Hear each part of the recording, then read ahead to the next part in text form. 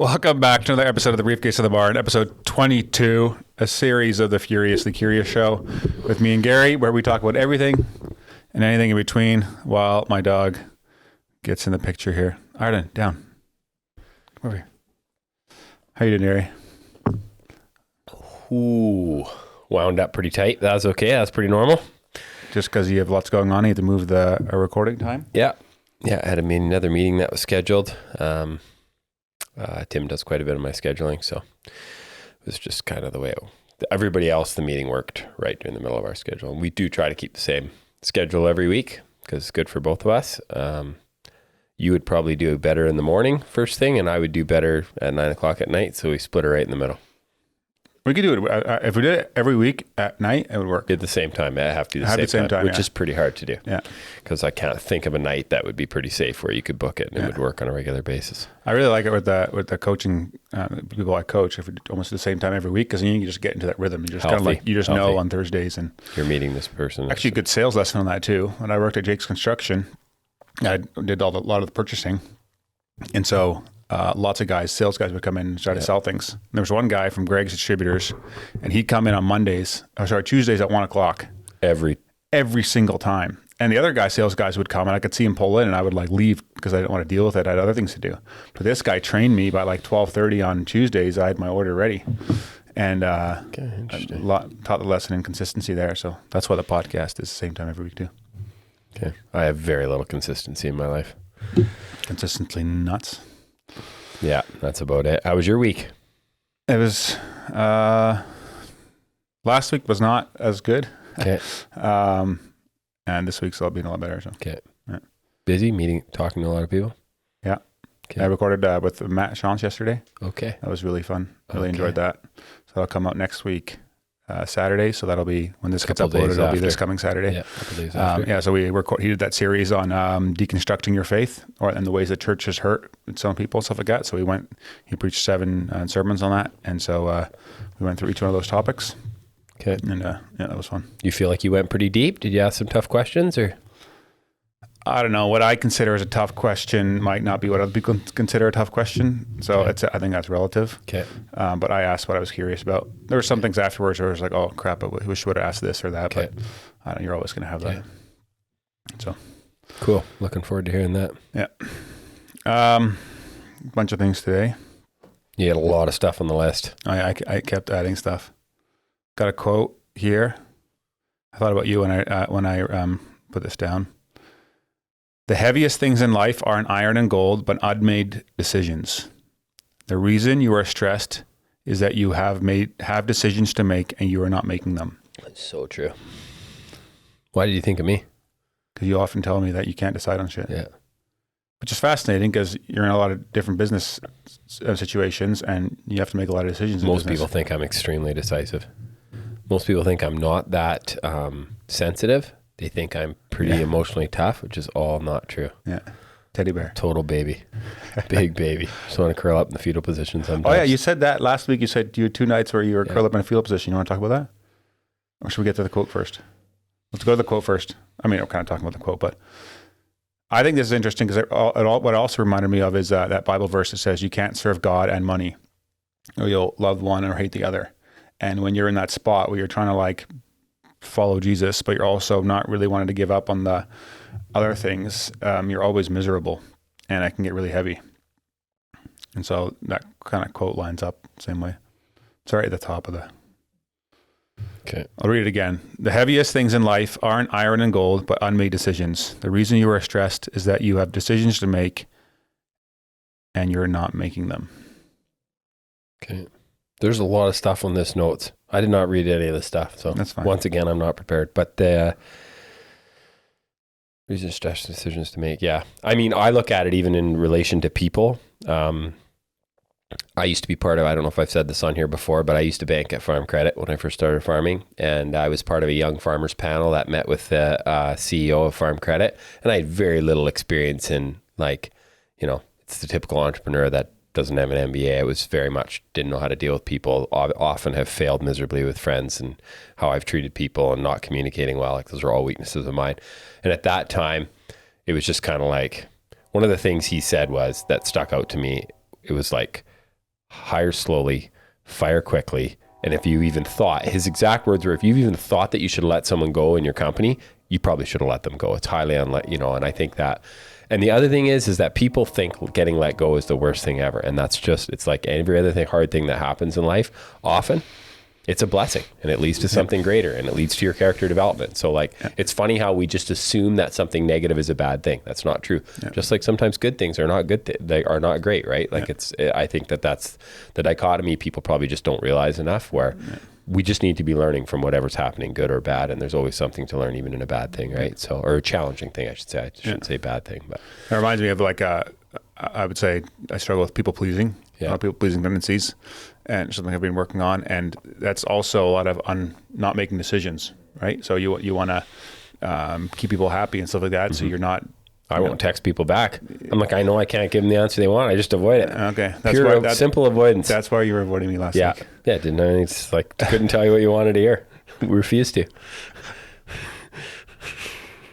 You were really looking for a yes man, and you called me. No, if I'm looking for a yes man, I can't call you. No. So what was going on? No, I want to ask about the business first. So, okay, you say you're not decisive. Obviously you're still in business and stuff like that. How does that? I'm way more decisive than a lot of people. It's just, some people just never ever look back. And I mean, I have another saying, and I say this to people all the time that are always like looking back and talking about what if, right? And I have a really crass saying, which I won't say, but I'll save that for the overtime. But the respectful saying is like, the windshield's bigger than the rearview mirror for a reason, right? And I've heard that from other people. I can't remember who taught me that, but like, just forward. The future favors the bold. And so like, I can make I just think that the people that I really look up to are not second guessing themselves. And it's not because they think that they never make a mistake. I mean, you'd be a fool. You haven't done anything if you think you're not going to make the mistake. It's more just, there's so much time and energy is wasted in the indecisiveness of just wondering and guessing. And I have always kind of had the motto in my head, and that's why I'm working on a new venture right now, which I'll probably announce in a week from now or so. And it's like, I would way rather afterwards say, oh shoot, I shouldn't have done that. That was a mistake, than like, oh, I wonder if I should have. Like, I just don't want to live that way. That's not how I'm going to live, right? And I would say that's pretty common to most entrepreneurs, is like, you're deciding you're going, and you're just moving forward and adding segments, then killing segments, and I just they were dead on arrival. Oh, not that bad. Come on. Okay. Go into fetal position. Yeah, you want to elaborate on that? You want to skip that one? Oh, I mean, it probably would have just been the grief of my buddy whose oldest boy has cancer. Genuinely, like, on the ground in a fetal position? Yeah, that and just other leadership stuff I'm a part of, other areas that are challenging, right? So this is interesting to me. So it's the end of the day, and you just feel overwhelmed, stuff like that, and you're just like... I get very overwhelmed. And you can't handle it anymore, and so I just have a good cry. By yourself? Yeah. Yeah, my wife gets really uncomfortable when I cry. She bolts. She's like, I'm the crier. No, I'm just kidding. My wife's very comforting. It throws her off, though, because I'm like a big sobber, right? It's like... I don't really normally cry that often. Then when I cry, I like really ugly cry. And you fight, and then you... Feels very good. Okay. More people should try it. And do you pray afterwards? Yeah. I cry out to God sometimes. Just cry out to him. And I think that's where it comes back to, like, you had asked me in my, I don't know, maybe it was on the one we haven't shared, the unreleased podcast, but it was just kind of about my story of coming to faith in God. And it was like the Psalms, right? Like, a lot of the Psalms are just people crying out to God, right? And a lot of the Old Testament is. And I feel like that's a healthy thing to do. God can handle our sadness. He can handle our grief. I know that. Anger. I mean, people in our community have lost babies recently, and you have, and there's a lot of really, really tragic things. And there's no gentle word that's going to heal that. There's no, like, Bible verse and the word of the Lord is encouraging, but like, we're built to be like, we're created with emotion of just deep sadness, joy and sadness. And sad is very natural. And if you are never sad, then you probably don't experience great joy either. Yeah. I think that people that are numb. Like, you're just numb, you're flatline, right? So I think I feel relatively healthy that way. I think that you've mentioned it the other day to me. I wonder if I probably do carry other people's stuff too much. But I don't think that's all bad. I feel like I'm pretty empathetic because of it, and it makes me a caring person. And I don't know if that's just the way I cope. and it often comes like I'll exercise or something, and then it comes like I have to almost exercise first before I can like get into the fetal position, but I just need to be like broken down because I'm just like clinging to just literally white knuckling my emotions, which I mean, often people are doing in life. You realize that when all of a sudden someone comes unhinged and they look pretty calm and they get angry, it's like, whoa, like you were already pretty mad before this happened, right? That's pretty typical for all of us. Like there's things building and festering, and then one person does something, we snap, right? So yeah, I feel like I enjoy that process because I know that then I'm not relying on my own strength. And I find, like, I don't know if you have this, but like, it's kind of like what we were taught there's a video on Freedom Session a while ago where, you know, we're sick. We pray to God. We're sick. We have struggles. We have problems in our family. But do we pray as much if everything's going fine? No, because then we got this, right? Like if everything is good, we got this. And I think that's pretty human. I don't think that's, you know, unique to my character. I think that's why God gives hardship, to teach us how much we need him. Yeah. That's how I feel. If I had to be honest with you. And I mean, I just feel like I always say I get brought to the end of myself very quickly in those moments. And it's usually just through things where, like sickness. And so what would you say to someone that says like, oh, I just don't, like, what am I supposed to do? Like, I never cry. I'm just off. I think that a lot of people just stuff all their emotions. How do you stop stuffing them? You have to somehow start opening up about the things that have actually happened to you, or the things that you think, like the real thoughts. Like tonight, now, of course, we're recording a week before, so this would have already happened. But this, we're doing the closet inventory session 13, right? And it's the closet and confession, and it's so healthy. It's like you will become emotional when you deal with, you know, and just share that last 10% of this stuff that, and obviously some people, hardly anybody know anything about them because they just don't live in that deep relationship. But most people have friends and family that they talk to. But how often do we really share every last thing with one person? Don't share it with everybody, but how often? You know what I mean? Like, yeah. I mean, I had it. Have you had freedom in that? Like, how would you describe that process of being fully known by somebody else and having no secrets? It's crucial to I think living with joy.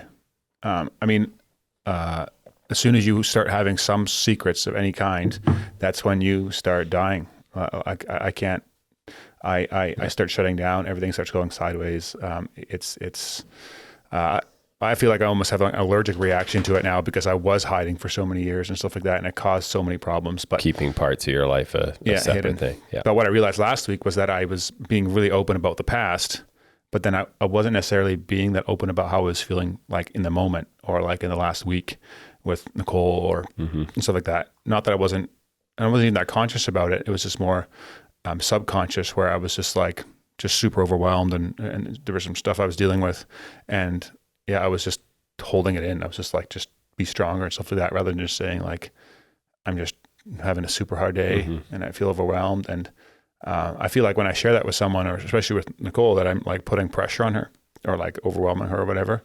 And so that's the story I create in my head. So then I just say, oh, I'll just keep it inside. Like, people don't actually care. Like, you're just going to be like, people are going to think, get your shit together or whatever. And so then you don't share. But and some will, but that doesn't matter.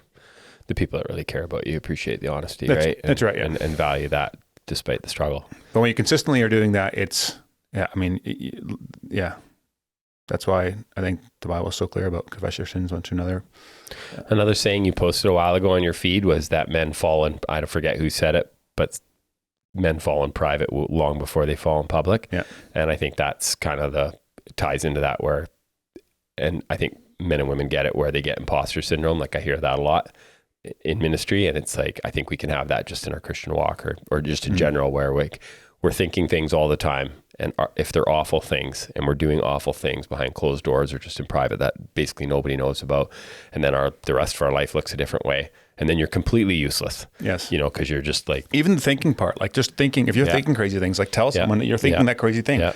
If you're just handling it by yourself, it doesn't work. It grows. No, it does not work. It grows. I was telling someone else this week about, like, people have asked me for, like, how did you end up cheating on your wife? Like, that's insane. Yeah. Like, well, it's like giving in 1% over 5 years every week. Yeah, going a little further it's down never the path. Like, it's never one huge jump. It's like, and then never being real about that, you know, and Interesting. Anyways, moving on.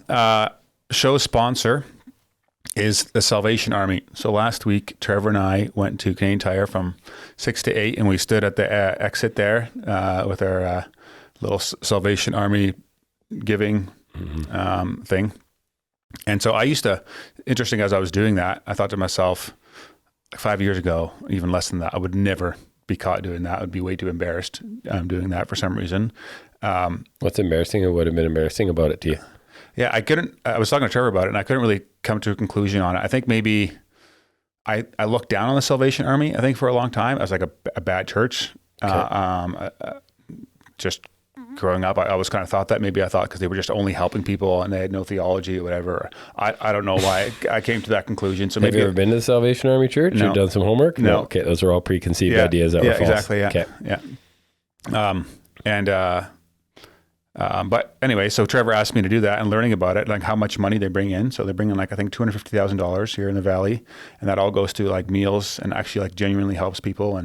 And so I actually learned that it was a super good cause and something I looked down on before. Cause I don't know if I walked out Save on Foods and I seen that person, I was just like, what are you doing getting some change? Like, I don't know. I just looked down on it. But, very interesting. And, but I found out, it's a great organization. And so show sponsor, if you guys are leaving a store wherever you live and you see them, give them some money.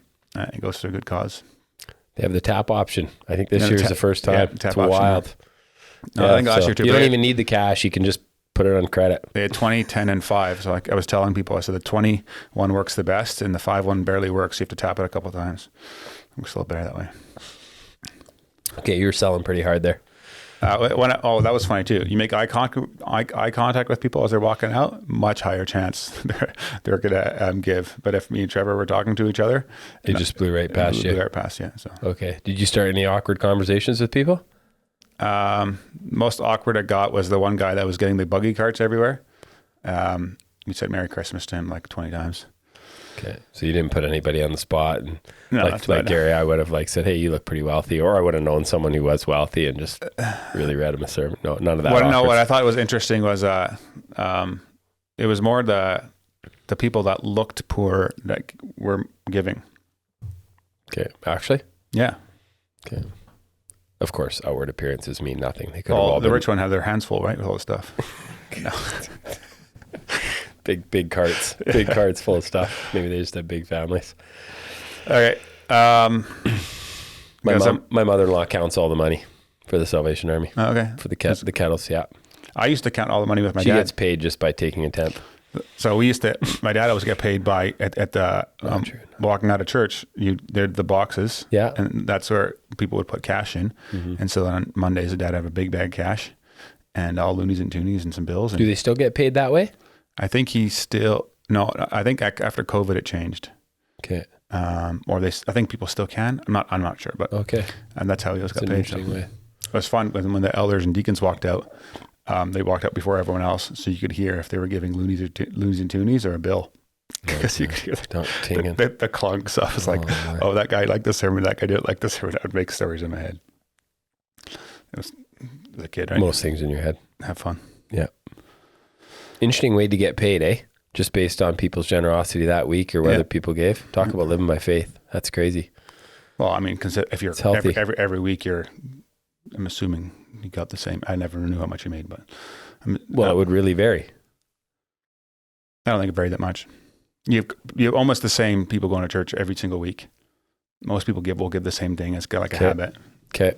I feel like it's way different today, where it's even like if you were a real estate agent and you were tithing on, like just for the sake of argument, you were tithing on whatever you gave and you gave 10%, and 1 year your commission could be literally be twice as much, right? So your donation. Yeah, I think you would just go get like a roll of toonies or and it's that type of giving where it's pretty a token amount or whatever. Yeah. Not necessarily be. Yeah. I'm assuming I never gave my dad anything, but some droplies I think I put in the box. Well, he still gave you a lot of good sermons considering you never gave any money, so probably owe him a few bucks.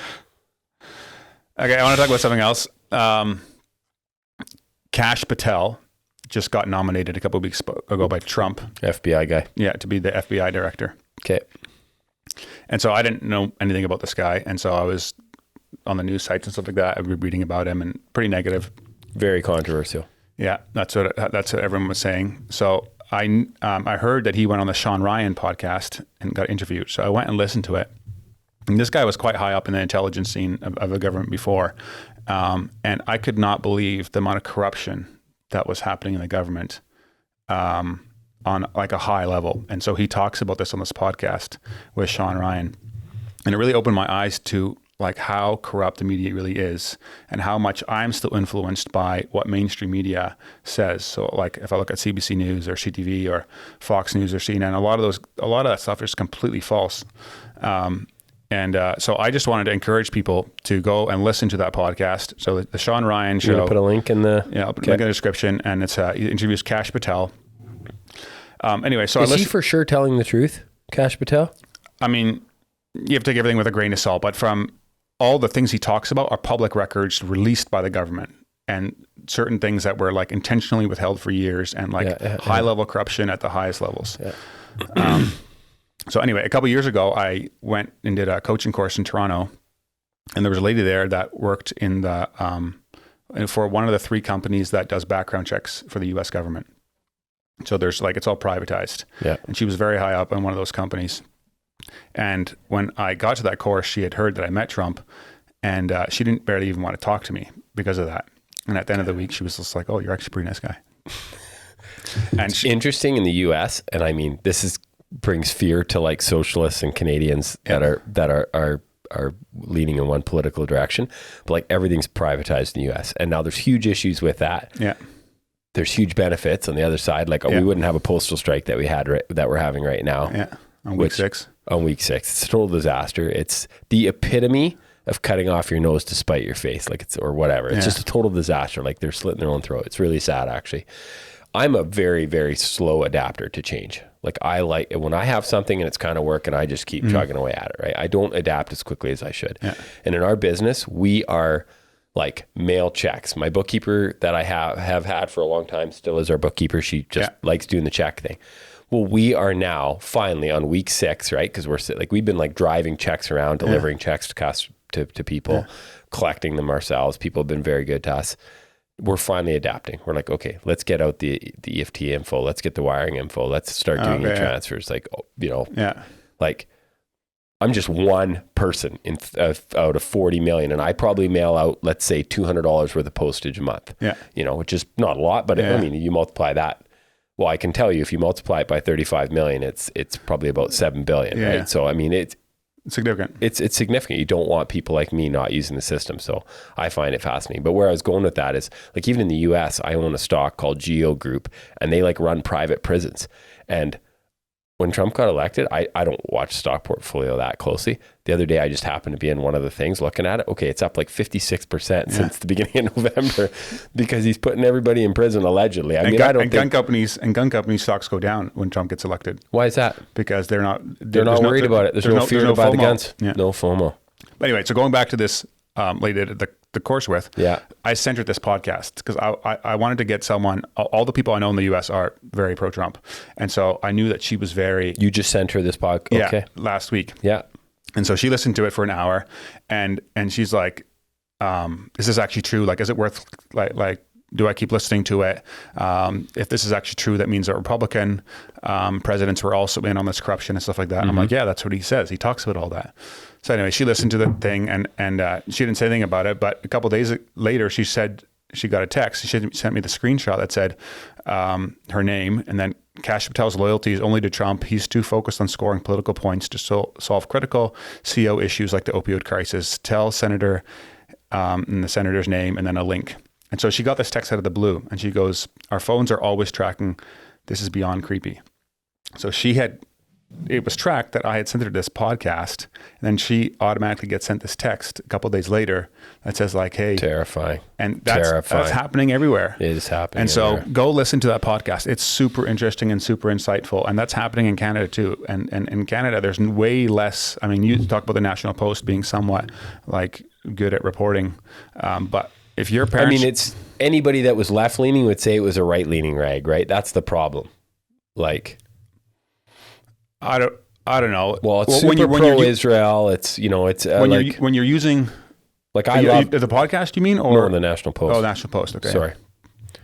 Are you talking about our podcast? No, this Kash Patel.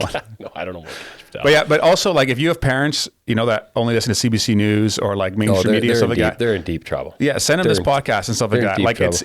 Because I had a buddy that we both know that came over. He's in his 70s, and he went on a rant about Trump and stuff like that. And I was like, you only listen to CBC News. That's your only. And I'm not saying this is like you can't criticize and stuff like that. We should, but the mainstream media definitely sets the narrative a lot on what people are thinking and doing. I would say that most people we know just live in a vacuum. Well, yeah. It's pretty hard not to, right? You have to really stretch yourself to be listening to something that you really disagree with, because we all kind of have our frame of reference and then we just start building on that, right? We don't look to have our ideology challenged. So, interesting. I feel like we got to wrap her up soon. Are we doing the book today or not? Yeah, we have to do the book too. Yeah. Okay, can we do the book next or not? So we're not ending on the book? Yeah, sure. Yeah. Yeah. We're only at 22 minutes, I think. Oh, it feels like we've been talking a long time. Gluttony. We promised all the fatties this week. No, we're talking specifically about this. That gluttony is not just overeating. No. As part of God's good creation, food reminds us that we are not self-sufficient, that we depend on something outside of our life. Food can heal, food can sustain, but we can see in Genesis 2 and 3, food can also kill. Talking about Eve taking from the food. As we consider the sin of gluttony, it's significant that the fall of mankind played itself out in the first couple's palates. The temptation was all about the appetite. Our fall from grace could have involved a murder, as with Cain and Abel. It could have involved rape or incest or any other wickedness, but instead, man's fate of mankind was bound up in a snack. Why?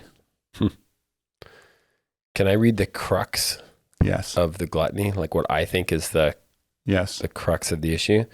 And with gluttony, we look to food to satisfy some deeper craving, whether for comfort, for purpose, or for sense of control. And so that's the crux of it, I think. And then it says, for this reason, for this reason, it won't do when addressing gluttony to say we should simply will ourselves to eat less. We pay close attention to our desires as well. So, I mean, yeah, it's, to me, as someone that works with people all the time, including myself, that has struggled with every addiction known to mankind, this would just be another addiction I would have. And it might not turn into like overeating to the extent where like I'm obese, let's say, but it's so much about just like the emotional eating, right? Oh, yeah. And like I'm an emotional eater. It's so obvious now, right? Like it's especially you strip everything else away. You strip away booze, you strip away smoking, you strip away. It's an escape. It's just like, reminds me of the sermon that Pastor Jonathan did last year on fasting, and he said one of the points of fasting is so that you see how grumpy you can get without food, and how quickly we that's our thing sin that we go to, or we sin in another area. Yeah, just show it covers our sin. Like our gluttony covers our sin, and it covers our and I noticed just in the last month, interestingly, like trying to cut out weed completely, I was going to food more. I don't know what you think of you going to food before that, but but I was going to food. Why didn't we think of that before? Yeah. It's too high, Your Honor. All M&M showing up in the house way more. And, yeah. So, and then on the next page, it's kind of like what you talked about. Like gluttony, therefore, is food worship displayed both in excessive eating and in pharisaical avoidance. So they talk about dieting and all the fads that people do, right? Like it's just this, it's all about that. It's like, no, it's something way deeper, right? And I think that's the beauty of the journey that we're on, that we've been on, that many people are on with me. It's like, okay, no, we're finding out what's deeper. Yeah. And then those things as a general rule will, like, you can't just cut stuff out. Like it just does not work. You can do it for a season, but you can't do it with everything. You're just playing whack-a-mole, right? It'll just literally. Start with the big ones, but also, and Dave Curry taught me this, and I think it teach at Freedom Session and other places as well, is to trade up. In addictions, especially, it's just like, trade up for a less damaging addiction. Choice. And but also that when you're trying to get healthy, if you remove your vices, you will expose the hurts and the things that are actually bugging you, and often that gets like just mitigated because we're always working, or we're covering it with whatever drug we have. This other quote sticks out to me. Remember that self-control is freedom and gluttony is bondage. Gluttony often tempts us into believing that restraining our impulses is oppressive and limiting, but like all righteous boundaries, self-control creates a space for our flourishing under God. The glutton does not truly enjoy food. He is imprisoned by it. Which is addiction, right? Addiction is you're in prison. Yeah. Can I blow through the strategies for the fight? Yes. Okay. I'll read them. There's quite a few of them. One, remember that self-control is freedom and gluttony is bondage. You said that. Then remember that self-control is a gift of God, not a result of self-reliant willpower. That's probably the most important one for Dutch people to remember. Lots of Dutch people listen to this podcast. I know that. Why, okay, explain that. Remember that self-control is a gift of God, not a result of self-reliant willpower. Because Dutch people just try harder, right? And most of their life is the success that they've had.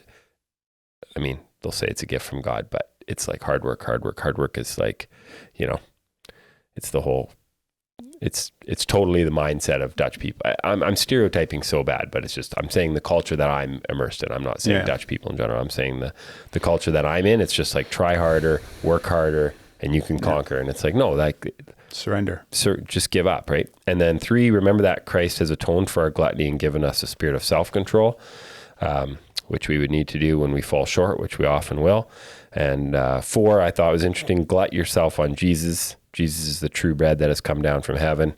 And it says, I like what it says there because it quotes Jonathan Edwards, and he's just a gem. Mm-hmm. He says, there is no such thing as excess in our taking of spiritual food.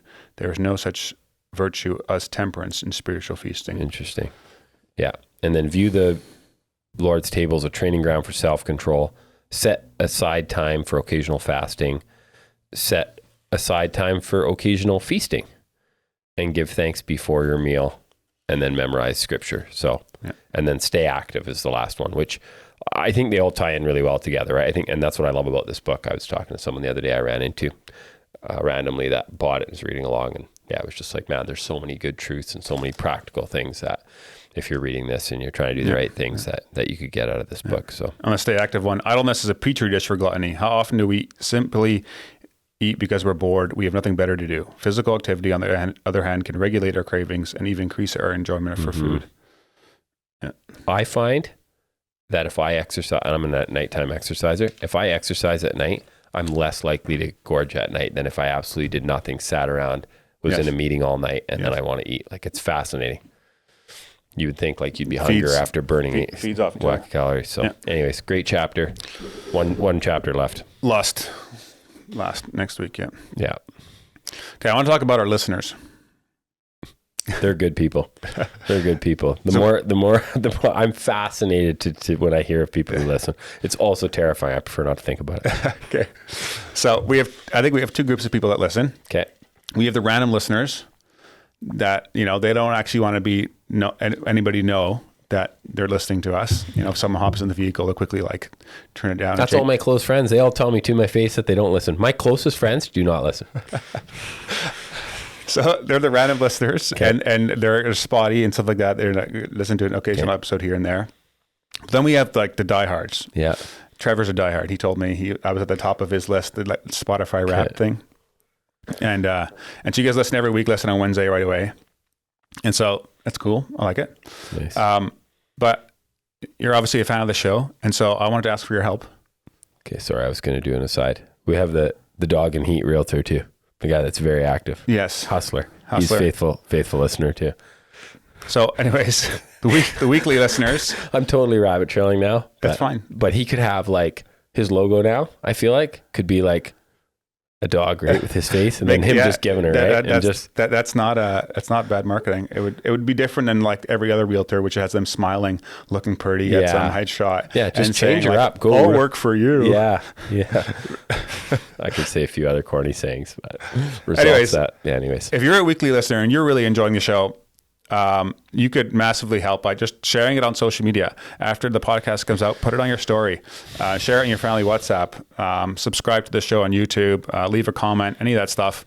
That gets the word out, then more people can listen. And I don't think they have to. I just think it naturally grows. No, of course, it's totally free. I think it's just totally free. Free agents. Totally free. But if they want to, told if they want to, they would. No, that's what people need to be reminded. No, they do. Okay. Yeah. If you don't ask, told then what to do, man.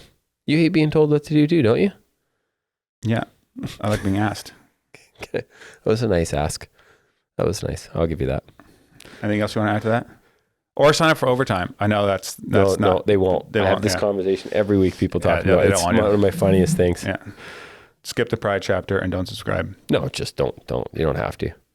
One thing somebody did challenge me on, because I was sharing a pretty funny story that was a little edgy last night. Yeah. And they just said, like, you should just share that in overtime. You can share that in overtime. Okay. I was like, oh, it'd be pretty funny if I shared this on the podcast. But another interesting thing today, unless you had something pressing, was I just had one more, but you do? Okay, go ahead. So I was playing outside with Peter on Sunday, my 3-year-old, and I left the golf in the backyard. And so I always go hit the balls into the field, and I hit him back toward the house and hit him back in the field again. Seems terrifying. Yeah, well, you have to make sure you're accurate, otherwise it breaks windows. So okay. So I asked him, I should what if I joined the PGA Tour, the professional tour, and like did that every week and played against Scheffler because we watched the highlights together and stuff like that. And he was all into that. He was excited about that. And I'm like, but I'm going to be gone every single weekend, and I won't be home. He's like, oh. He goes, I don't want you to be gone. I'm like, well, then I can't play on the PGA Tour. He's like, oh, but can you play in the backyard still? I was like, yeah. He's like, okay, let's just play in the backyard then.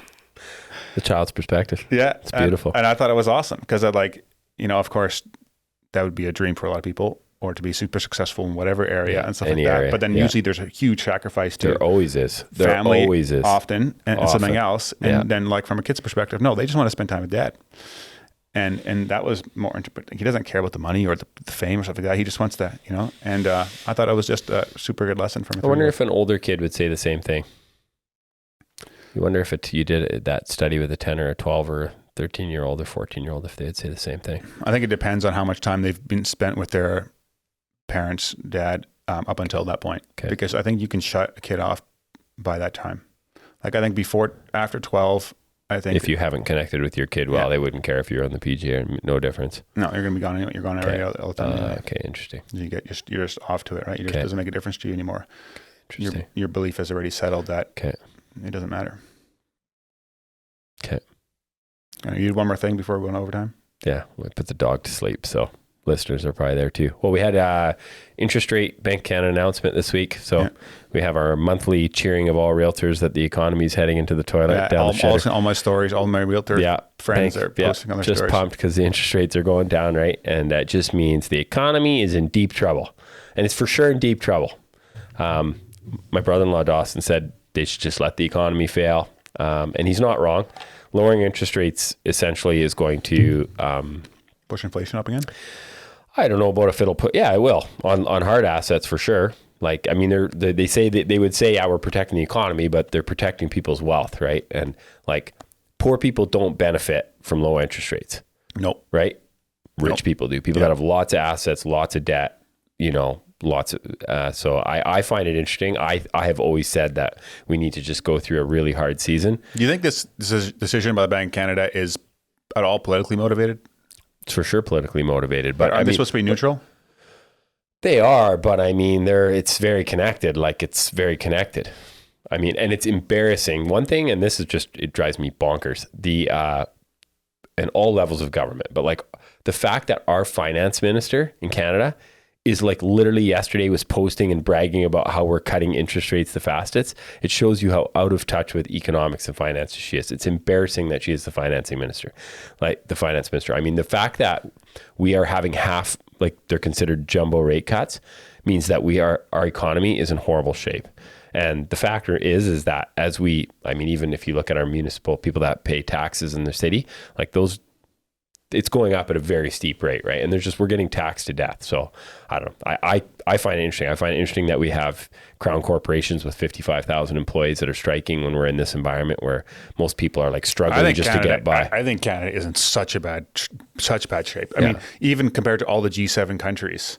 Well, that's what she was bragging about, that we were the quickest in the G7 countries. I'm like, do you realize how detrimental this is? So, I mean, reminds me, I went to Jordan Peterson's talk a year ago when he was in Abbotsford, and he travels and does those talks all around the world. And he's like, Canada gets laughed at and all these other countries. And of course, you don't see that in the news because people don't want to read that. And a lot of people probably don't read foreign news. Like even I don't really follow. Like, exactly. So you don't see on local news stuff like that. But like it's Trudeau and that government, the last 10 years has done a number on the country, and it's going to take, if someone else takes over, I don't know how a long time to recover from all these things. Yeah. A lot of people are like, I actually met with clients the other day. We were looking at acreages, and they're like, oh yeah, we're kind of thinking we should buy now. We're worried about price going up in the spring. And I'm like, I'm not a fortune teller. I mean, totally could, but I don't see it. I mean, I just think that we're in a real trough here, and there's a lot of debt that needs to get flushed out of the system. And you're seeing huge developers in Vancouver, like Thind Properties. If you Google that, THIND, like huge developments, 70, 80, 90 million bankruptcies. Like, that's not a lot. That's not a tiny amount of money. Like that is getting flushed out, right? So what like if that keeps happening, like what's? Well, that's why they're lowering rates like crazy, because they're like the Bank of Canada would be talking, and people can fact check me, but I'm 99% sure. Like the people they are talking to are like, the CEO at Scotiabank. Okay, yeah. TD, what are you seeing? Like when you see, if you Google loan loss provisions, like credit loan loss provisions, and you look at quarterly statements from banks, from the big 6 banks in Canada, they have the last quarters, they've been $1 billion a quarter.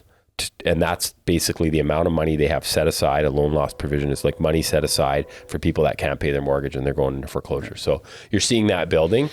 And I just think, hey, how does this play out? There's probably opportunity somewhere in it. I just think that people that are cheering, I just hate the idea of cheering interest rate cuts, because I'm thinking, it's good for me too. I got lots of debt too, but it's. What I find interesting is that how much even the conversation of this puts fear into people. Does it? Yeah, I think a lot of people are just like, they protect their money with everything. Just like Bitcoin going over 100,000 is like everyone just like is on top of the moon, and like, but it just shows our amount of safety we find. Attention is. Yeah, but all the amount of safety we find in money, which is like reminds of that proverb we talked about like 6 months ago of like, it's a fake, not an imaginary safety that we don't actually have. And just keep going back to God always saying, fear not, for I am with you. And really, I think the problem with Canada is that we had becoming a housing economy, and really, like, house is just meant to be a place to live. Obviously, over time, if you owned it and you paid it off, like in my parents' generation, where it went up maybe double over 20 years, kind of makes sense. But when it's going up double in 36 months because the government puts interest rates to zero and shuts down the entire economy, that's just not going to end well, right? And now it's not ending well. So, on that note, we're going to go to overtime and hear crass story by Gary. No crass stories. What was it? What you said you could share it in overtime? No. Now you're not going to anymore. No, I don't think. Well, maybe. I'll see how I feel in 3 minutes from now in overtime. Have a great week, guys. Cheers.